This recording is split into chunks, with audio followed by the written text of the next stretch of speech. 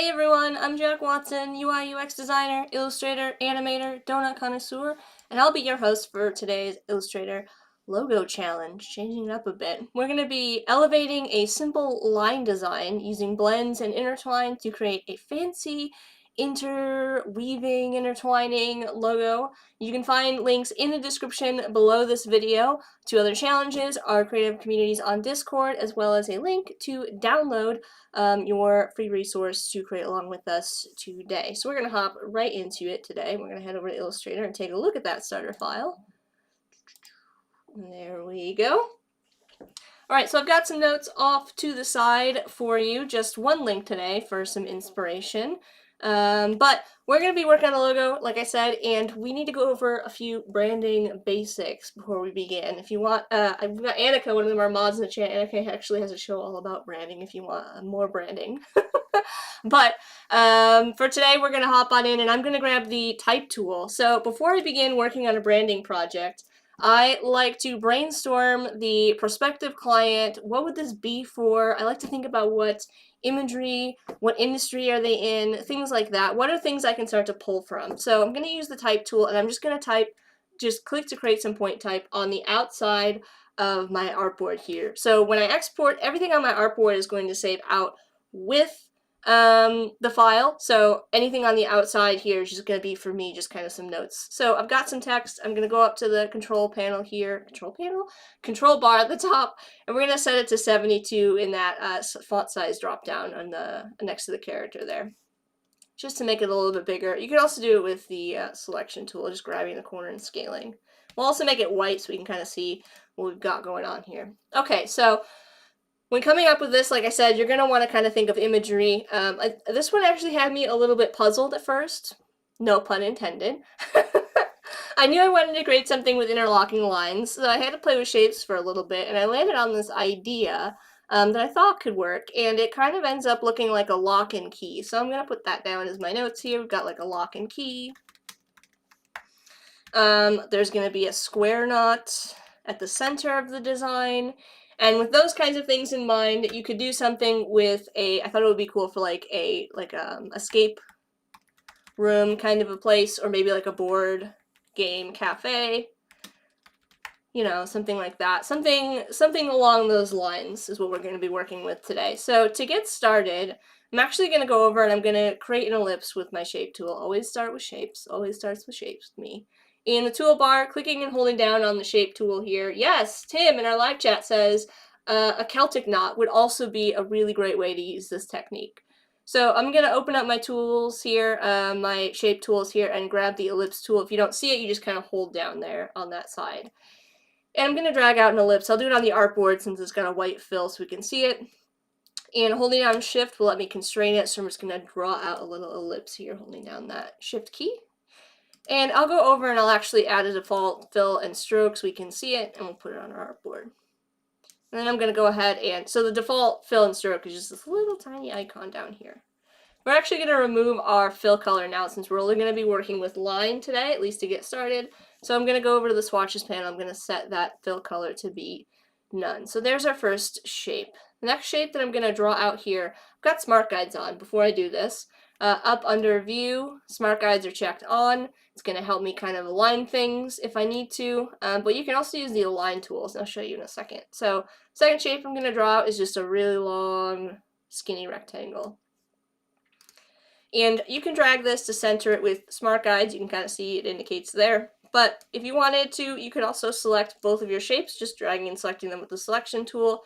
And up at the top in the control bar, you'll also get some alignment options when you have something selected. So this toolbar at the top, this control bar, kind of changes depending on what you have selected. So before it was text, so we could change text size.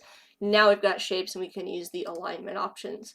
So I'll just align these vertical align center to keep them along the same plane here.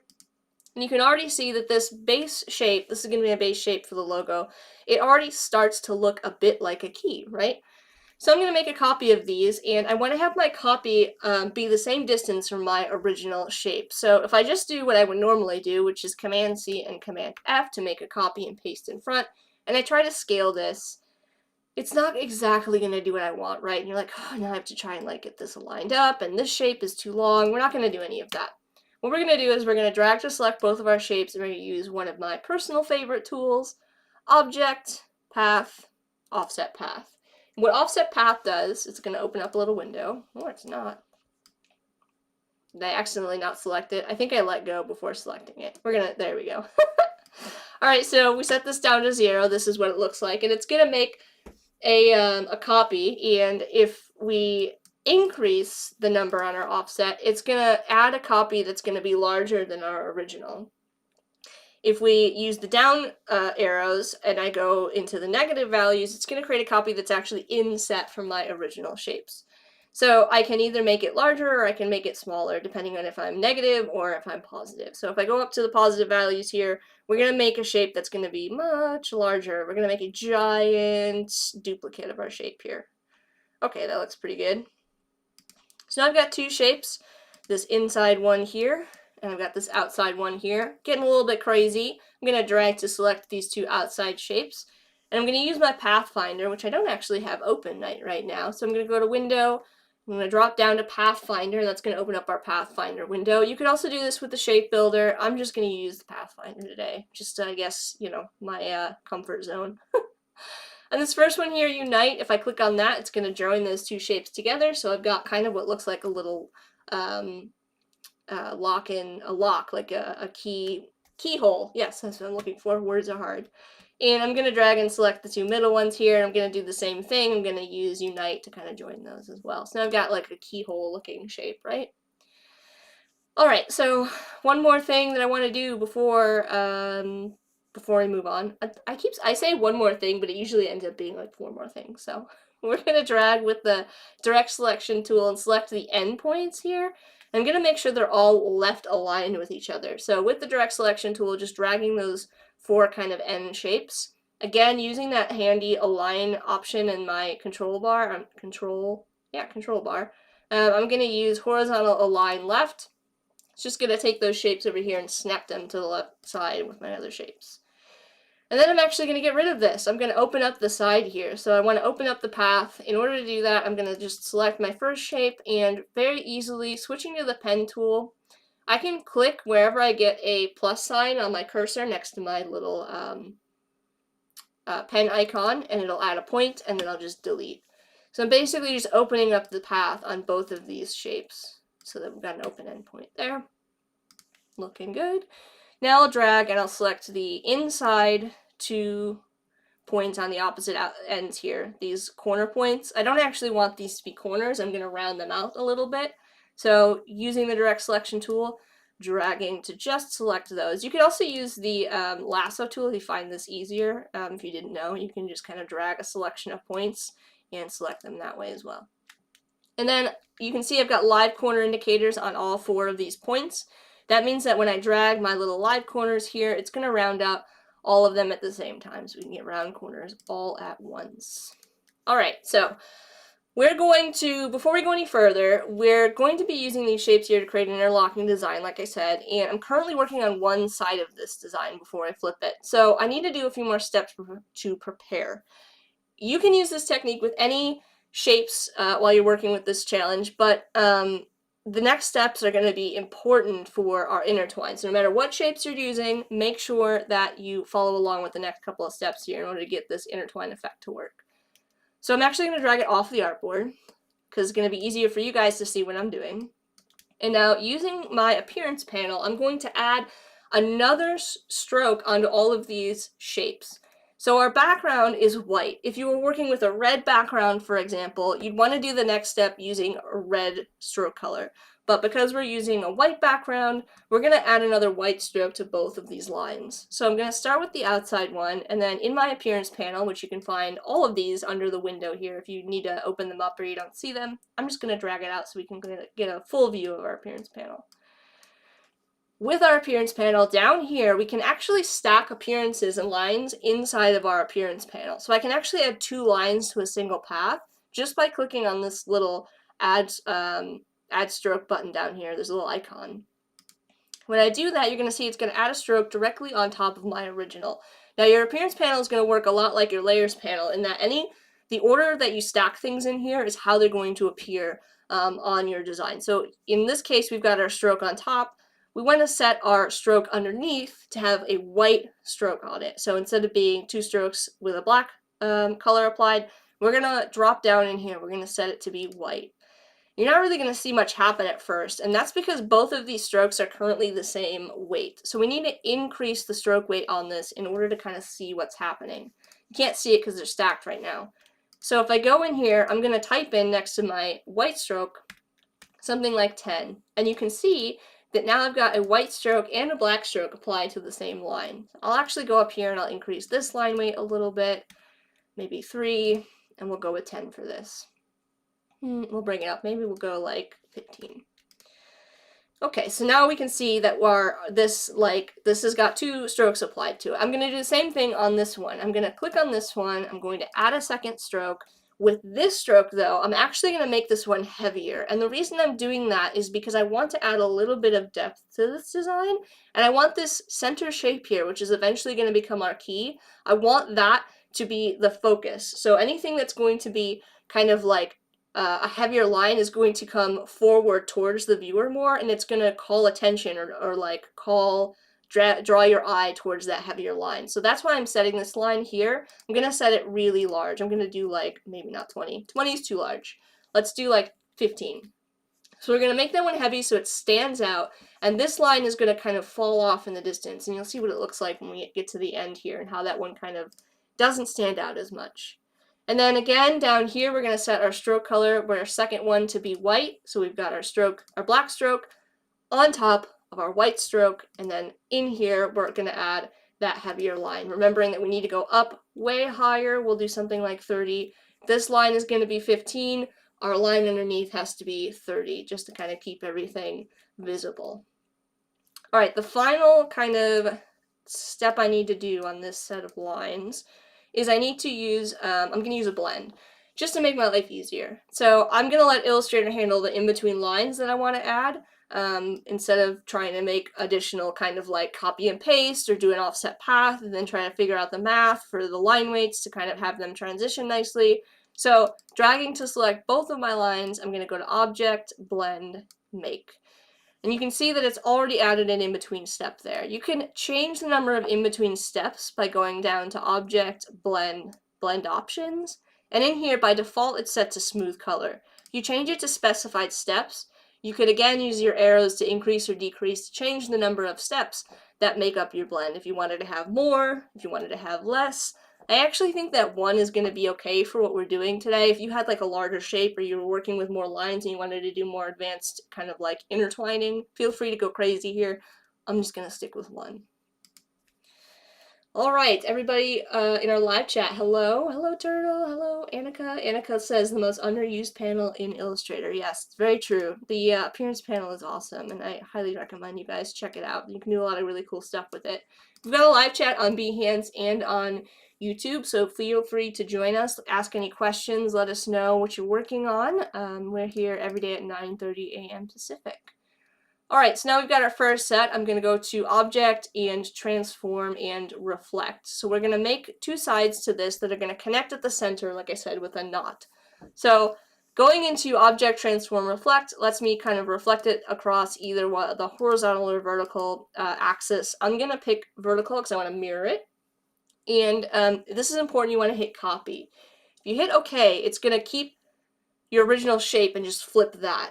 If we hit copy, it's going to make a copy, and that copy is going to be flipped. If you accidentally hit OK instead, you can just undo that with Command Z and then repeat it, making sure that you hit copy this time.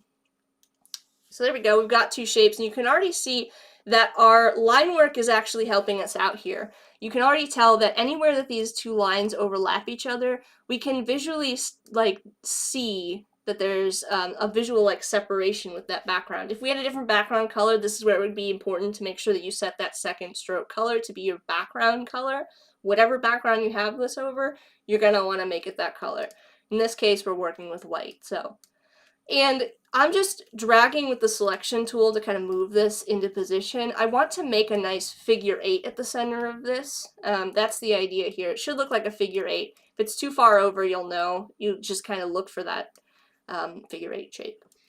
Now, speaking of emphasis, I want to do one more thing while I still have a live blend. So before I expand my blend, because I'm going to need to expand my blend in order to work with these paths and the intertwine, I want to make an adjustment here that's going to further emphasize the key shape at the center. So in order to do that, I'm going to again let my blend help me by switching to the direct selection tool, clicking this top point, and I can drag these down. You can see as I do that, because this is a blend, it's actually doing that transition for me.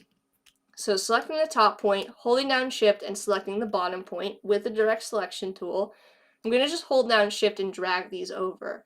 I'm going to do this on both sides, and that's going to just give me a little bit more space, a little breathing room. Once we get to adding the key onto the end of these lines, that lets it kind of stand out and be kind of visible. All right, we're ready to make our intertwine. So I'm going to drag to select both of my shapes. And like I said, I need to make sure that I expand this blend first. Going to Object, Blend, Expand. And what that's going to do is it's going to give me that middle line as a path. So before, that wasn't actually a path I could select. That was a blend, so Illustrator was kind of making that shape for me, which was helpful, but if I want to use Intertwine, I have to actually have all those shapes available to work with as paths. So that's why we need to expand it. Let's go up, and we're now ready. We're going to go to Object, Intertwine, Make. And you're probably going to think, nothing happened. I don't know what's happening. But it's pretty subtle. If you look at your cursor, you're going to see that it changed to a little lasso icon or a little lasso tool. And if you kind of zoom in and you start to hover over these areas, you're going to see that it's going to give you this little highlight. That's going to let you know that you're working in the intertwine edit mode. If you accidentally get out of this mode, and you're like, oh no, I've lost my selection tools, how do I get back? You can do one of two things. You can either reselect your intertwine group, and in our control bar up here, you can just hit Edit Intertwine, or you can go back up to Object. You can navigate back down to Intertwine, and you'll see down here Edit, so you can jump back into your intertwine. And yes, Annika is saying, yes, the new updated intertwine. This is so handy, you guys. Before, you would have to draw all of these shapes, and it became really tricky to do with a mouse. I don't know about you all, but like my mouse skills are not that, I'm not that coordinated. And I am using a mouse to work with you all today. So with the new intertwine now, all you have to do is actually just kind of click on these highlighted areas, and it's going to bring the shape forward or back depending on what you select, which is so helpful for when you want to do stuff like this. Now, I want to create like a square knot kind of pattern, right? I want to create something that kind of loops and overlaps together. So in order to do that, I know that this part can get a little bit complicated. It can get difficult fast as you're working through this. So I would recommend that you sort of pick a single direction and follow that pattern when you're doing this. So I'm going to just go through to start, and I'm going to follow the inside lines here. And like I said, I want the inside to stand out. So I'm going to bring all of the inside lines to the front of my outside lines. So these are going to be on top of these two outside lines here. And I'm just going to go through, I'm going to make sure that I've done that. And that's going to be kind of my first step here. Just make sure that those inside lines are on the top, because those are going to be the focus. And then I'm going to do the same thing with the middle line here. I want my middle line to be over top of my far outside lines. And I think I've got it for the most part. Let's just take a look and see.